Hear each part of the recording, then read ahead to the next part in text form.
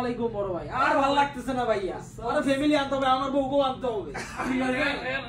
তো ভাইয়া কি যে আরে আমার ভাইটা আসলে কষ্ট কিন্তু দুবাইতে আসলে ভাইয়া ফ্যামিলি ভিসা তো হইতেছে না ফ্যামিলি ভিসা হইতেছে না যাই হোক ছোট ভাই বিয়ে করতে আলহামদুলিল্লাহ বাচ্চা আইছে তো আসলে বউ আনা উচিত কি বলেন আপনারা বউ বাচ্চা আনা উচিত তো এখন কথা হচ্ছে ফ্যামিলি ভিসা কিন্তু ডাইরেক্ট হইতেছে না তুই জানোস ভালো কইরা তো এখন চিন্তা করতেছি 2 বছরের ভিসা এলে এসি আমাকে কোম্পানির নামে ঠিক আছে তারপরে তোর ম্যারেজ সার্টিফিকেট আছে ঠিক আছে তারপরে তোর বাচ্চারে কিন্তু ভিজিট ভিসা আনতে হবে ঠিক আছে আইন না তারপরে এখানে তুই অল্প করে আমার নামে কনভার্ট করতে হবে তো এইটাই হলো সিস্টেম তো আমার ভাইয়ের মতো সেগুলোর সমস্যা এগুলা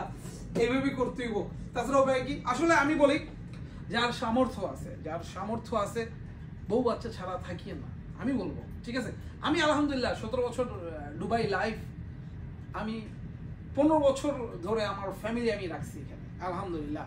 এটা আমি বরত্ব বলবো না কিন্তু আমার নিয়ত ছিল আমি যদি বাঁচি মরি আমি আমার বউ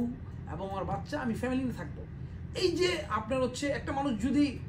নিয়ত করে তাহলে আল্লাহ সুবহানাহু ওয়া তাআলা তাকে কিন্তু বরকত দেয় ঠিক আছে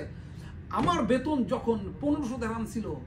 তখন আমি নিয়ত করছি যে আমি আমার বউ বাচ্চা আনবো কিন্তু আল্লাহ সুবহানাহু ওয়া তাআলা আমার বেতন বাড়িয়ে দিয়ে আমি আমার বউ তারপরে আলহামদুলিল্লাহ বাচ্চা দিছে 2টা মেয়ে দিছে এবং একটা ছেলে দিছে দুবাইতে আলহামদুলিল্লাহ ঠিক আছে তো ইনশাআল্লাহ এই সিস্টেমে আপনারা এখন বর্তমানে যে সিচুয়েশন ডাইরেক্ট ফ্যামিলি ভিসা খোলা নাই কিন্তু একটা সিস্টেম আছে ভিজিট ভিসা আসে আপনাকে কনভার্ট করতে হবে অথবা রেসিডেন্সি ভিসায় আপনার ওয়াইফকে আপনি আনতে পারবেন